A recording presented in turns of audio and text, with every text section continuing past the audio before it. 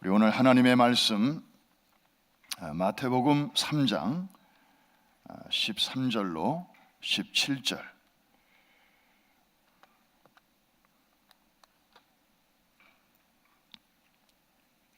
마태복음 3장 13절로 17절까지의 말씀 다 찾으셔서 우리 한음성으로 같이 읽겠습니다. 금방 찾으셨죠? 13절로 17절 시작. 이때 예수께서 갈릴리로부터 요단강에 이르러 요한에게 세례를 받으려 하시니 요한이 말려 이르되 내가 당신에게서 세례를 받아야 할 터인데 당신이 내게로 오시나이까? 예수께서 대답하여 이르시되 이제 허락하라. 우리가 이와 같이 하여 모든 의를 이루는 것이 합당하니라 하시니 이에 요한이 허락하는지라. 예수께서 세례를 받으시고 곧 물에서 올라오실새 하늘이 열리고 하나님의 성령이 비둘기같이 내려 자기 위에 임하심을 보시더니 하늘로부터 소리가 있어 말씀하시되 이는 내 사랑하는 아들이요 내 기뻐하는 자라 하시니라. 아멘. 하나님은 우리를 도우시는 분이십니다. 특별히 새벽에 일하시는 하나님이십니다. 성경에 보면 이 새벽은 하나님의 시간이에요. 우리가 하루를 보더라도 어둠이 물러가고 또 동력이 터오는, 그래서 어둠과 빛이 교차하는 시간이 바로 이 새벽인데, 그래서 하나님께서는 새벽에 일하시고 마귀는 주로 어둠의 시간에 일합니다. 가룟 유다의 마음속에 예수를 팔아 먹을 생각을 집어넣은 것도 밤이었고, 그래서 이 사단은 이 밤의 문화를 많이 만들어냅니다. 사람들이 주로 밤에 움직이는 사람들은 좀 이 쾌락을 즐기는 사람들, 뭔가 정도가 아니고 좀 빗나간 길에서 그런 것을 즐기는 사람들이 주로 이용하는 시간이 밤이에요. 물론 낮에 좀 쉬고 밤에 일하시는 분들도 있습니다만은 그런 분들에게는 해당이 없겠습니다만은, 그래서 이 새벽의 문화는 하나님의 문화고 이 밤의 문화는 주로 이 사단의 문화예요. 새벽에 움직이는 사람치고 정말 이 근면하지 않은 사람이 없어요. 이 청과시장이나 또 이 새벽에 장을 보시는 분들 보면 정말 너무너무 부지런한 분들입니다. 그래서 새벽은 생산적인 시간이고 밤은 소비적인 그런 시간인데, 하나님은 이번 한 주간에도 새벽을 깨우는 여러분들을 도와주실 줄로 믿습니다. 우리가 사순절 기간이기 때문에 지난번처럼 막 이렇게 손에 힘을 주고 구호는 생략합니다마는 한번 저를 따라서 해주시기 바랍니다. 하나님이 새벽에 우리를 도우시리로다. 그렇게 하실 줄로 믿으시면 아멘. 옆에 계신 분에게 한번 인사하겠습니다. 잘 오셨습니다. 오늘도 이기고 벗어나셨습니다. 오늘도 승리하셨습니다. 예수님의 그 공생애는 세례 받으시는 사건으로 시작이 됩니다. 예수님은 어디서 세례를 받으셨는가? 요단강에서 세례를 받으셨죠. 이스라엘에 가면 요단강에 세례터가 한 두 군데쯤 있습니다. 하나는 갈릴리 호수 바로 밑에 야르데니시라고 하는 그런 장소가 있어서 많은 순례객들이 그곳을 방문합니다. 또 세례도 받습니다. 이미 세례 받은 사람들도 그곳에 온 기념으로 이제 물속에 몸을 담그기도 합니다. 그런가 하면 또 한 군데가 있습니다. 갈릴리 호수 아래로 요단강이 다시 흐르는데 쭉 흐르다 보면 저 밑에 이제 사해에 이르게 되는데, 그 사해로 물이 들어가기 직전에 그 한 장소가 또 있습니다. 지금 보시는 사진이 바로 그 장소입니다. 이름이 조금 긴데요, 카스르 엘 야후드, 현지에서는 그렇게 이제 아랍어로 말을 합니다. 카스르 엘 야후드. 저기 자세히 보시면 요단강이 이렇게 흐르고 있죠. 지금 이쪽은, 사람들이 서 있는 쪽은 이스라엘 사이드고, 요단강 저편은 요르단 사이드입니다. 저 좁은 강 하나를 사이에 두고 두 나라가 서로 이렇게 국경을 마주하고 있는 것입니다. 저 요단강의 중간이 국경입니다. 두 나라의 국경이 아주 가깝죠. 마치 이 조지 워싱턴 브릿지가 뉴욕주와 뉴저지주에 걸쳐 있기 때문에 그 다리 중간쯤에 보면 여기부터는 뉴저지주다라는 그 사인판이 조그맣게 붙어 있어요.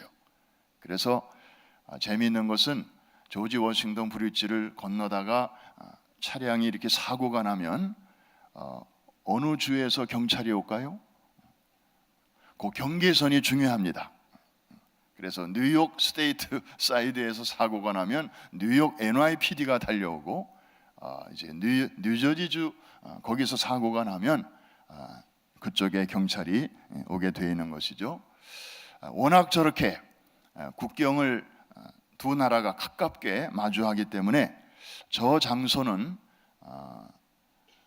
일반인에게는 공개가 오랫동안 되지 않았습니다. 1년에 딱 하루만 오픈이 돼서 우리 성지순례 우리 교회 팀들도 뭐 수없이 20번 이상 성지를 방문했습니다마는 저기를 한 번도 가본 적이 없어요. 그런데 2011년부터 이제 두 나라가 합의해서 매일같이 저곳을 이제 오픈하게 되어서 이번에 처음으로 성지순례 팀들이 가보게 되었습니다. 많은 관광객들이 저렇게 저 현장에 와서, 어떤 분들은 미리 준비해온 그 세례복을 입고 예수님의 그 세례 받으시던 장면을 생각하면서 저 물속에 자신의 몸을 담그는 이들도 있습니다. 다음 사진 한번 볼까요? 그 근처에 있는 하나의 이제 동상인데요, 예수님이 세례 받으시는 장면입니다. 자세히 보시면 세례를 받으시는 하얀 옷을 입으신 분이 예수님이고, 또 세례를 주는 분이 누구일까요? 세례 요한입니다. 그리고 그 위에 성령이 비둘기같이 임하시는 내용, 바로 오늘 본문의 내용이 저렇게 그림으로 표현되어 있습니다. 다음 사진 한번 볼까요? 바로 아까 첫 번째 보았던 사진을 좀 다른 앵글로 보는 것입니다. 이쪽 편이 사람들이 가까이 보이는 쪽이 이스라엘 쪽이고, 저 멀리 사람들이 작게 보이는 쪽이 요르단 쪽이 되겠습니다. 이스라엘 군인이 이쪽을 지키고 요르단 군인이 저쪽을 지키고 있습니다. 저쪽 땅은 요르단 땅입니다. 그 뒤편으로 보시면 교회당 비스름하게 보이는 건물이 보이는데, 저기는 바로 엘리야가 승천했다고 하는 그런 장소에 지어진 기념교회당이 되겠습니다. 저기가 바로 전통적으로 예수님이 세례 요한에게 세례를 받으셨다고 하는 그런 세례터로 알려진 곳입니다. 예루살렘 동쪽으로 약 40km 떨어져 있어서 차로는 약 30분 거리 정도 됩니다. 오늘 본문에 보면 예수님이 왜 이 요단강으로 세례 요한을 찾아가셨을까? 세례를 받으시기 위함이었습니다. 세례는 어떤 사람이 받는 것이죠? 그 당시 요한이 베풀고 있는 세례는 죄 사함의 세례였습니다. 회개하라, 하나님의 나라가 가까웠느니라. 이 천국에 들어가기 위해서는 죄인의 모습으로는 들어갈 수 없기 때문에 세례 요한은 많은 백성들에게 이제 그동안 범한 모든 죄악을 깨끗하게 씻는 회개의 세례를 전파했습니다. 많은 무리 중에 끼어서 예수님도 이제 저 장소를 방문을 하신 것입니다. 사실 이 세례는 그래서 죄인이 받는 것입니다. 스스로 나는 죄인입니다 라는 고백을 하는 사람들이 가서 받는 것입니다. 그런데 우리가 아는 대로 예수님은 죄인이십니까? 아니면 죄인의 모양으로 오신 분이십니까? 죄는 없으시되 죄인의 모양으로 오신 분이십니다. 한 번도 죄를 지은 적이 없으신, 그 죄의 성향을 갖고 계시지 않은 그런 하나님의 아들 예수님께서 일부러 세례 요한을 찾아오셔서 세례를 자청하십니다. 세례 요한은 예수님을 딱 보는 순간 그분이 누구신가를 첫눈에 알아보았습니다. 요한복음 1장에 보면 보라, 세상 죄를 지고 가는 하나님의 어린 양이로다. 감사합니다. 저 사진을 계속 좀 비춰주시기를 바랍니다. 보라, 세상 죄를 지고 가는 하나님의 어린 양이로다. 하나님의 아들, 어린 양, 정말 흠도 없고 점도 없는 그런 분이신데, 다만 세상 죄를, 저와 여러분의 죄를, 우리 모두의 죄를 짊어지고 가시는 분으로 정확하게 바라보았습니다. 아마 세례 요한은 엄마 뱃속에 있을 때부터 성령이 충만했기 때문에 아마 성령의 감동으로 남이 보지 못하는 것을 직시하고 통찰했던 것 같습니다. 그러면서도 세례 요한은 처음에는 이렇게 사양을 하죠. 어떻게 제가 예수님께 죄사함의 세례를 베풀 수 있겠습니까? 제가 오히려 당신에게 세례를 받아야 될 텐데요. 이렇게 겸손하게 다가가죠. 그때 예수님께서 뭐라고 말씀하십니까? 허락하라, 허락하라. 우리가 이와 같이 하여 모든 의를 이루는 것이 합당하니라. 참 세례 요한의 겸손과 예수님의 더 큰 겸손이 이렇게 만나는 그런 장면입니다. 우리가 이와 같이 하여 하나님의 의를 이루는 것이 합당하니라. 이 말에 세례 요한은 더 이상 거절하지 못하고 이제 허락하게 됩니다. 우리는 이 사건을 통해서 이 사순절에 우리가 제일 먼저 생각하게 되는 예수님의 마음을 이제 만나게 되는데, 그것은 바로 겸손입니다.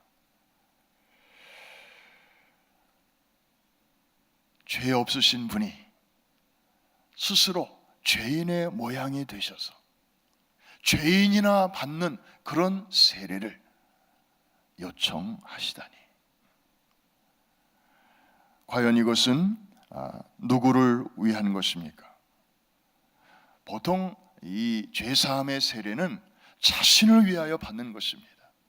내 안에 있는 죄 문제가 가리움을 얻고, 그리고 내가 하나님 나라에 들어가기 위해서 받는 것이 세례입니다. 그런데 예수님은 자신을 위해서 이렇게 받으신 것이 아니었습니다. 죄인들을 위하여 대신 받으신 것입니다. 여러분, 저 세례 예수님이 받으신 그 장소가 주는 의미가 있습니다. 요단강 그 상류에 있는 세례터 말고 지금 저 장소는 저 아래에 있다고 말씀드렸습니다. 사해로 들어가기 직전이니까 지구에서 가장 낮은 곳입니다. 사해가 해발 마이너스 400m입니다. 그래서 사해로 들어간 물은 더 이상 빠져나갈 데가 없기 때문에 거기서 그냥 증발되고 또 증발되고 해서 30%가 넘는 염도의 그런 죽음의 바다, 염해가 되는 것이죠. 예수님이 하필이면 그 위에 요단강 상류에서도 얼마든지 세례 받으실 수 있으실 텐데 제일 아래 지구에서 가장 낮은 지역으로 가셔서 저기서 세례를 받으셨습니다. 여러분, 그것이 우리에게 주는 의미가 무엇입니까? 예수님의 겸손입니다. 하늘 보좌를 버리시고 사람의 몸을 입으시고 베들레헴에서 첫 공기를 마시신 그 사건, 이것도 하나님의 굉장한 낮아지심인데 공생애를 시작하시는 그 첫 단계에 세례를 받으시면서도 저 아래 가장 낮은 곳에서, 그것도 죄인 중에 하나인 세례 요한에게 당신의 몸을 맡기시면서 세례를 자청하신 것입니다. 그럴 수밖에 없는 자가 낮아지는 것은 겸손이 아닙니다. 그건 그냥 운명이죠. 그러나 그럴 필요가 없는 분이 이렇게 낮아지시는 것은 겸손입니다. 하나님의 의를 이루기 위해서, 하나님의 뜻을 이루기 위해서 당신의 체면이나 자존심이나 지위나 이런 것을 다 내려놓으시고, 사실 우리는 그렇게 하라고 하면 참 힘들어요. 불가능한 것까지는 아니지만 되게 힘들어요. 내려놔야 될 게 너무 많아요. 내가 그래도 누군데, 그래도 내 자존심이 있지, 내 체면이 있지. 그래서 정말 거쳐야 할 관문이 너무너무 많아요. 사실 우리가 이민자로 미국에 와서 살면서 많은 어려움을 겪습니다. 사람마다 다 다르죠. 그러나 우리가 집단적으로 공통적으로 겪는 것 중에 하나는 신분 하강입니다. 한국에 있을 때는 어디 가든지 사장님, 회장님, 하여튼 그 뒤에 장자 이름이 늘 따라다녔습니다. 부장, 과장, 차장, 그런 소리 듣다가 미국의 자녀들 때문에 또 이런저런 이유로 와서 보니까 이제 티셔츠에 청바지 입고 허드렛 일부터 보통 시작을 하지 않습니까? 그러면 부르는 사람이 어이 미스터 리, 미스터 팍, 그렇게 호칭이 달라집니다. 그러면서 때로는 참 무시를 당하기도 하고요, 홀대를 당하기도 합니다. 야, 내가 이런 대접 받으려고 왔나? 그러면서도 뭔가 고상한 꿈과 목적이 있기 때문에 그것을 참아내는데 이게 쉽지가 않은 거예요. 그래서 사람마다 꽉 눌려있는 그런 상처가 있습니다. 그러다 이게 어느 순간에 어느 장소에서 막 폭발하는 거죠. 때로는 교회에서도 폭발합니다. 사회에서 꽉 눌려있다가 교회에서까지 누가 자기를 무시하거나 내가 인사를 했는데 받지도 않거나 눈도 안 마주치거나 그러면 그냥 마음속에 부글부글하는 거예요. 우리 마음속에 그런 상처가 있기 때문에. 사실 자존심이나 체면으로 말할 것 같으면 예수님보다 더 크게 구겨지실 분이 또 누가 있겠습니까? 그런데 주님은 기꺼이 저 낮은 곳으로 가셨습니다. 해발 마이너스 400m. 아마 더 낮은 데가 있었다면 주님은 기꺼이 거기로 찾아가셨을 거예요. 그런데 더 가면 바로 죽음의 바다 사해이기 때문에 경계선에서 저렇게 세례를 받으셨습니다. 또 하나 우리가 생각할 것이 있습니다. 아까 제가 경계선에서라는 표현을 썼습니다. 자, 이 말이 굉장히 중요합니다. 요단강은 민물입니다. 물고기가 살 수 있습니다. 그런데 사해로 들어가면 거기는 염분이 30%가 넘습니다. 소금을 넣어도 소금이 녹지를 않습니다. 그 안에는 아무런 생명체가 살 수가 없어요. 그야말로 죽음의 바다 사해입니다. 이쪽에는 생명이 있고 이쪽에는 죽음입니다. 그런데 오늘도 요단강물은 계속해서 사해로 흘러 들어갑니다. 생명의 강이 죽음의 바다로 들어가는 것입니다. 생명과 죽음의 그 경계선, 주님은 바로 거기로 찾아가신 것입니다. 그리고 거기서 친히 몸을 낮추시고 세례를 받으셨습니다. 여러분, 그 장면을 한번 생각해 보십시오. 그리고 예수님이 왜 이 땅에 오셨는가를 한번 생각해 보시기를 바랍니다. 내가 온 것은 생명을 주려 함이고 더 생명을 풍성히 얻게 하려 함이라. 죄로 말미암아 죄의 결과인 사망으로 치닫고 있는 사람들을 자기 백성을 저희 죄에서 구원하시려고 주님은 오신 분이지 않습니까? 그분이 바로 저기에 서셨습니다. 오늘도 계속해서 이제 저 죽음의 바다로 향하는 바로 그 경계선에 주님이 딱 버티고 서신 것입니다. 그 행렬을 막아서기 위해서 주님은 거기에 서신 것입니다.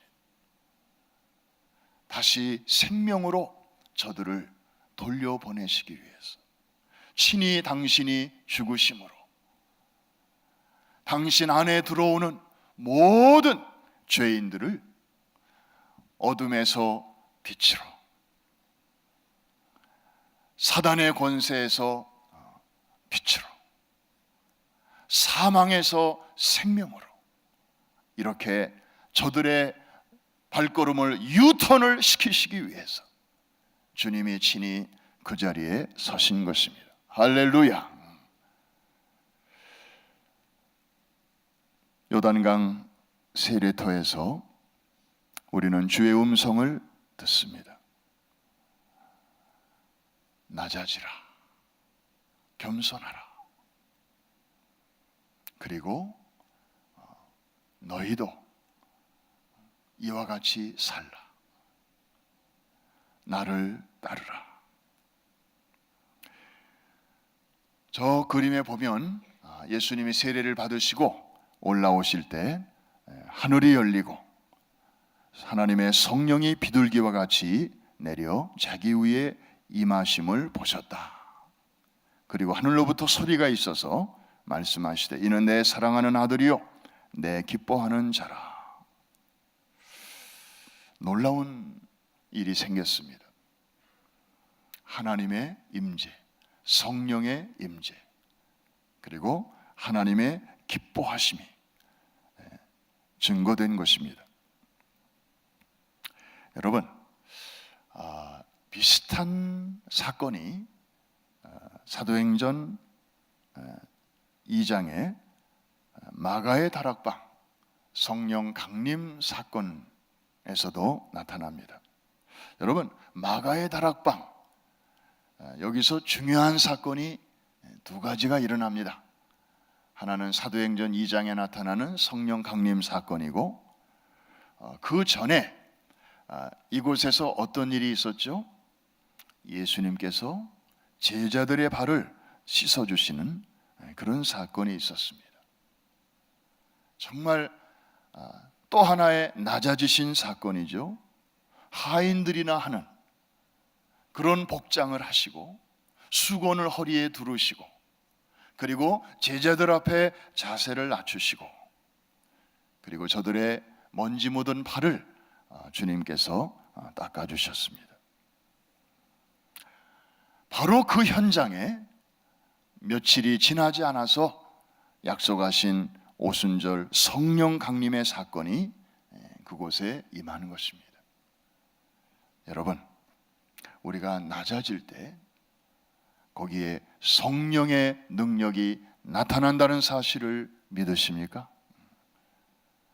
성령은 바로 그런 자리에서 역사하시는 분이십니다. 우리가 스스로 마음이 높아져 있고 그리고 정말 이 교만한 상태에 있을 때는 성령께서 일하고 싶으셔도 하실 수가 없어요. 우리 자신을 철저하게 낮추고 그러면 다른 사람이 높아 보이게 됩니다. 그래서 그런 마음으로 우리가 섬기게 될 때에 거기서 하나님의 능력이 나타나게 되는 것입니다. 한번 따라해 주시기 바랍니다. 섬김이 능력입니다. 여러분의 삶 속에서 하나님의 능력이 나타나기를 원하시면 섬김의 자리로 내려가시기를 바랍니다. 지금도 여러분들이 낮은 곳에서 섬기시지만 우리의 기도 제목이 있다면 더 낮아지게 하여 주시옵소서.